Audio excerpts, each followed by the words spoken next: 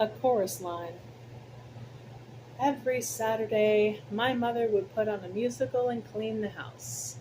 This was one of the top three choices I remember her using for the ritual, the other two being hair and a coal miner's daughter.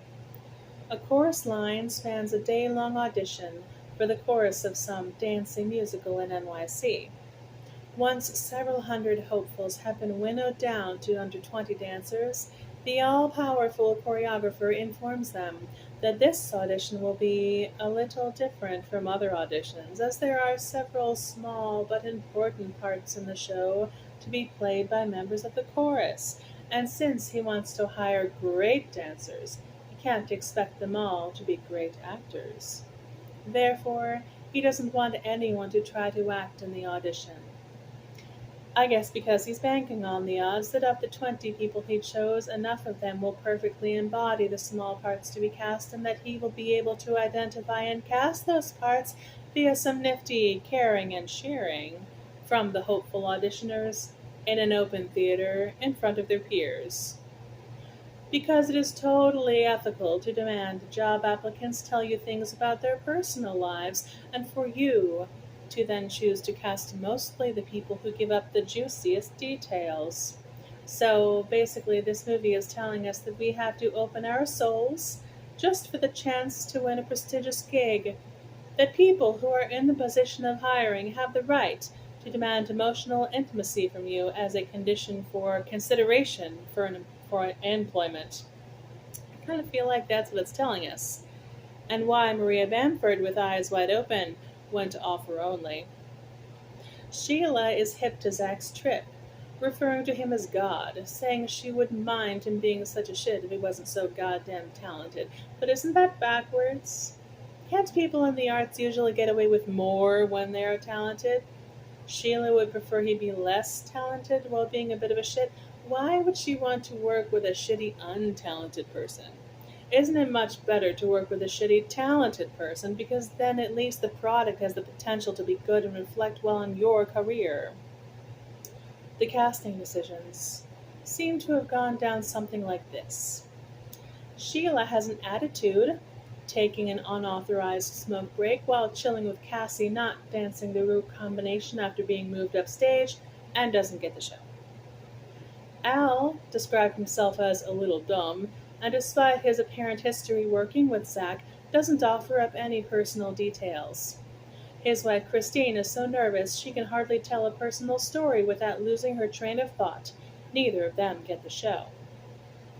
Connie didn't get it because tapping wasn't her strongest point, and also she made a tacky joke, saying she was always wrong, never right. Diana, who probably would have been cut due to clamming up when pressed about her personal life, got back into the game by cutting in on Connie's story time and coming out with some satisfactory confessions for Zach's pleasure, and therefore got the show. The dudes who talked about their sex life got it, Richie and the 19-year-old, except the gay guys, one of whom probably would have gotten it due to privately confiding in Zach that he had been inappropriately tampered with by men when he was a youth, growing up to shame his family by dancing in a drag show, but his knee injury, and there was a very bad joke in there, took him out before the final cut could be made.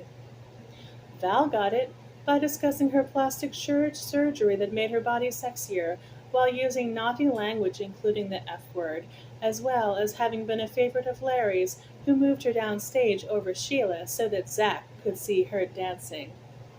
Judy bombed by trying to be funny instead of soulful, and she didn't get the show. Bobby was every bit as guarded as Judy in his comedic bit, but members came to his aid since neither Paul nor the waiter made it to the end of the audition. Phoebe got the job while revealing that she was very freshly out of the mental hospital after a breakdown in reaction to losing the last audition she went on, but her dancing was also good enough to warrant Larry's using her as a demo to show the other dancers how to do a particular combination. Maggie's story piggybacked on Sheila's. She shared her daddy issues, and it turned into a lovely girls' number. We're not sure what she really did wrong, other than having bags under her watery eyes, but she got punked by the numbers via the choreographer's flighty former girlfriend showing up mid audition, demanding an audition, eventually receiving that audition by refusing to leave when asked to leave that audition, and suffering herself to be verbally bludgeoned and humiliated in the group multiple times while receiving emotional and nutritional support from Larry, Zach's cute assistant. Zach has bad boundaries, or lives in a time before employment was legally disallowed from being personal. He gets his jollies from hopeful auditioners, and his ex girlfriend knows she can get around him if she pushes him hard enough to. The insecurity or lousy compensation of employment today necessitates stricter boundaries, and everyone who ever told you to say sex for marriage wasn't just whistling Dixie.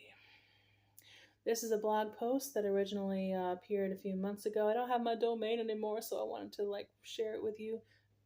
Any thoughts?